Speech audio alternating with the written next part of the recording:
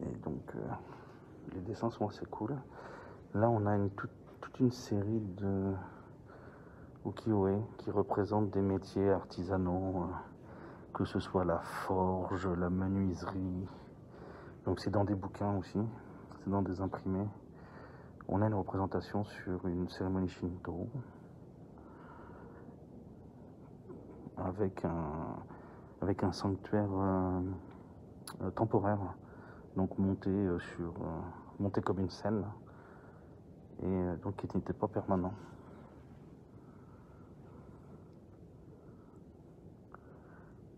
Waza.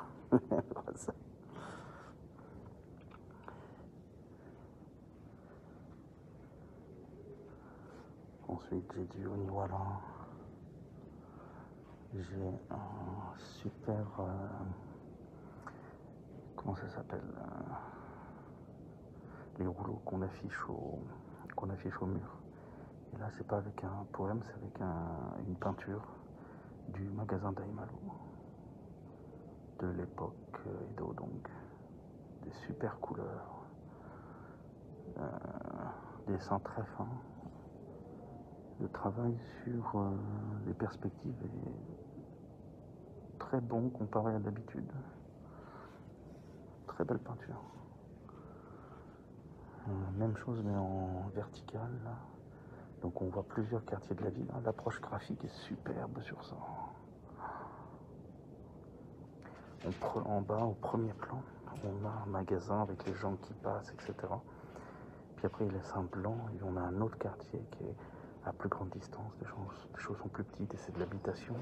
Et après, plus loin, on a le quartier où ça devient plus agricole, avec les ponts et les canaux qui vont.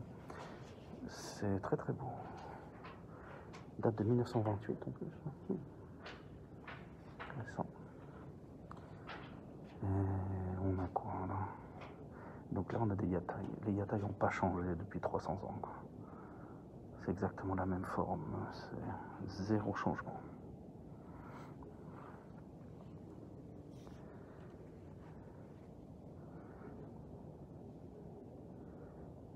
Et là aussi petit magasin portatif petit magasin sans structure qui vend des boîtes à insectes.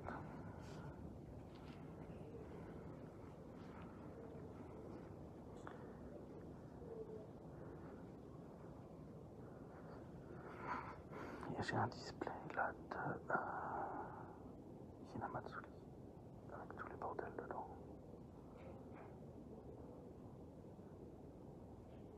1, 2, 3, 4, 5, 6, 7 marches. C'est déjà pas mal. Hein, avec une dinette fantastique. Il y a toute une cuisine dans une petite valise. Super jeu d'enfant. Ensuite là j'ai 2 paravents qui sont très très beaux aussi. Qui sont sur les travails au champ. Et ça m'a l'air d'être Utaue en fait.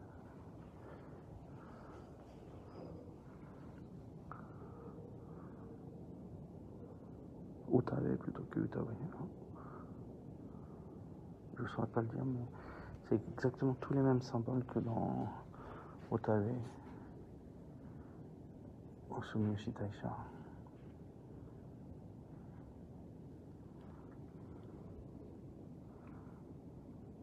Mais ça pourrait être la construction des douves, par contre, en fait. Il y a un mec important, type samouraï, qui se pointe. Et il y a des gens qui sont à genoux et qui semblent très révérencieux. Il y a des gens qui font un trou. Ils ont un grand pilier en vis et ils tournent pour creuser. Ouais, c'est possiblement la création des douves du château. Le paravent suivant, il est doré, magnifique. Il y a des cerisiers de fou dessinés. Et donc c'est une chaumière de la campagne Donc ça doit être très loin dans la campagne d'Osaka. Petit ruisseau. Mais les cerisiers et tout sont magnifiques. Oh le punaise, le travail, c'est beau. C'est beau, c'est beau. C'est con qu'on puisse pas vous le montrer. Toujours le problème avec les collections temporaires ici. C'est des collections privées, donc on n'a pas le droit de faire de photos.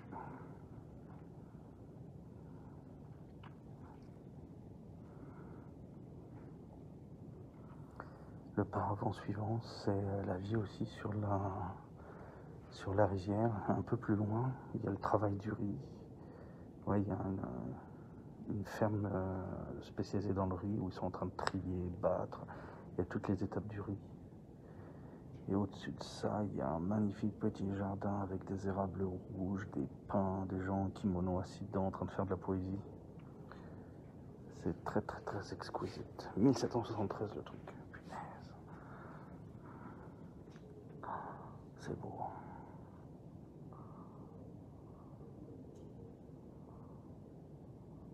Magnifique. Les paravents, ils sont d'une beauté fantastique. Après, il y a les petits guides de voyage avec des impressions dessus qui sont vraiment cool. Ça, on fera un tour dessus, un de ces quatre. Il y en a un certain nombre que j'ai pu télécharger dans une bibliothèque en ligne. Et donc, on pourra s'amuser à feuilleter ces trucs-là. Les textes sont illisibles, pour moi, mais en général. Mais il y a des représentations qui sont très intéressantes. On a le magasin Shogo, on a la rue d'Ojima et ses courtiers qu'il fallait calmer à l'eau froide. On a le zoo, on a un salon de thé avec des ruganes.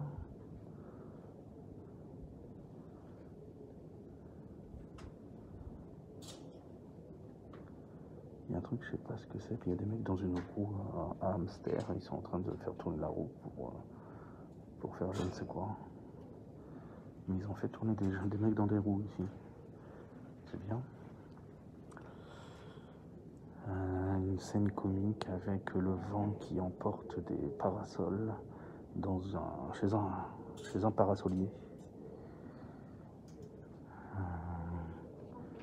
Une rue très très occupée, très très bondée de commerçants dans la ville. Le grand magasin Daimaru et son premier spot. Après on a un Nolen qui doit dater minimum du 19e siècle.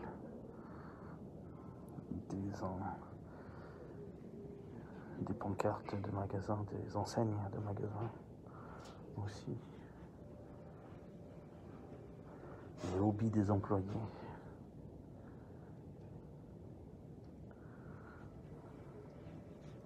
Les hobbies, les happy des employés plutôt. Une boîte qui vient d'un théâtre. C'est la boîte sur laquelle ils pouvaient montrer sur 3 côtés différentes choses. Donc ils avaient un grand tissu tressé avec des décorations multiples pour annoncer les stars, les titres, etc. Comme les pièces étaient tout le temps les mêmes, c'était assez facile à faire. Ils n'avaient pas besoin de refaire les trucs tout le temps. Après ça, il y a des petits bouquins compacts avec des dessins aussi qui sont bien cool. Si seulement ils savaient faire des catalogues dans ce musée, ce serait tellement bien.